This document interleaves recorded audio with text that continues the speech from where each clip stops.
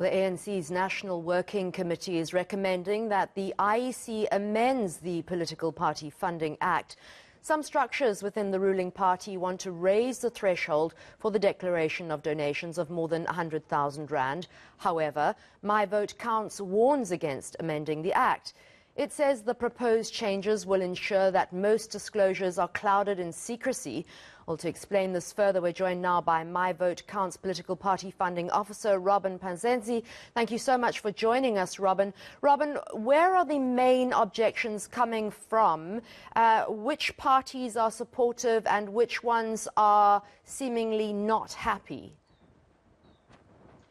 First of all, good morning and thank you for having me on the show. So just to get right to it, the main driver of the possible amendments to the Act does seem to be the ANC. The National Working Committee did seem to take a decision at the end of last year proposing that amendments to the Act be made with regard specifically to the thresholds for disclosures.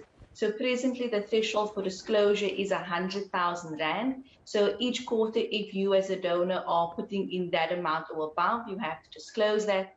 And they are also pushing for the upper limit of 15 million Rand to also be increased. Now this 15 million Rand is the upper limit or the cap that a donor can give to a political party in a year. So this they also want to increase somewhere north of 50 million Rand.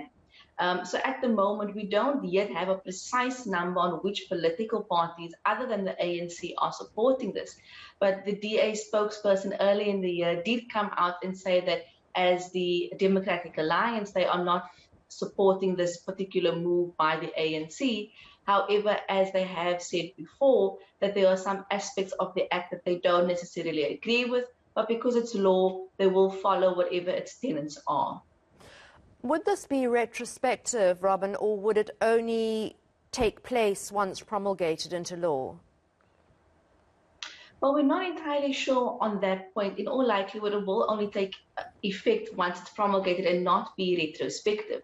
But the mere fact that we can have this kind of sort of move towards amending the Act and it's not even a year old is concerning.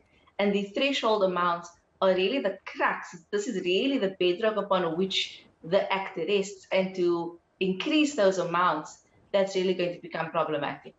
I suppose, Robin, for the big parties, they've got the most to lose because the big corporates usually donate money to both the ANC and the DA. What about the smaller independents, as we saw so many of them during the local government elections?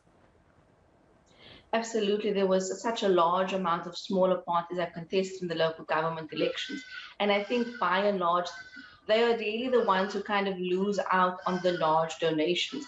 And there have been moves to kind of rectify that. So firstly, which was mentioned in the budget speech already, is that public funding, public funds to political parties are going to be increased. So all represented political parties are going to be receiving more money than they have had previously.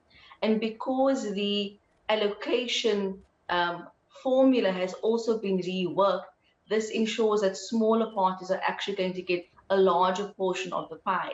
It also does, of course, mean that your larger parties are also still going to get a larger amount of money because they hold more seats in Parliament. So that is something to note. But smaller parties will get more money as well. And then secondly, according to the Political Party Funding Act, we also have the Multi-Party Democracy Fund, which, as of these third set of disclosures, is now in excess of 5 million Rand.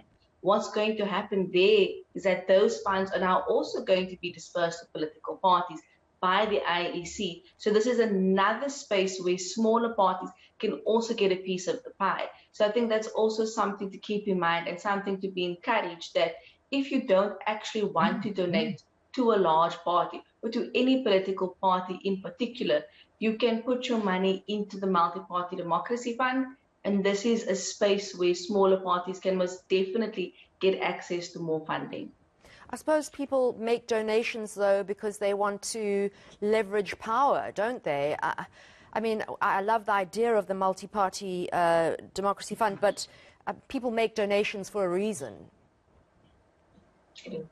I mean, that's absolutely right. And that's essentially where our concern is. is that we understand that as a political party, you need money to function.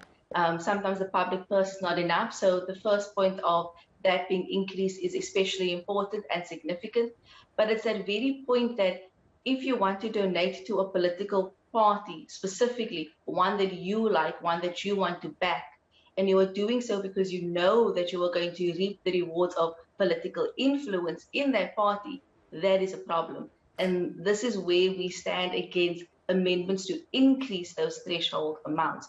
So for us, it's always been about a move away from this kind of privatization of our political parties, trying to wrest it away from the few individuals that have a large stake in political parties, and instead trying to shift the political culture towards actually spending the money in something like the multi-party democracy fund, which is entirely new for us and which is going to take a lot of work. It's not something that's going to happen overnight, but that's really where we'd like to shift the focus from donors instead of giving that cash straight to a political party, expecting some kind of quid pro quo.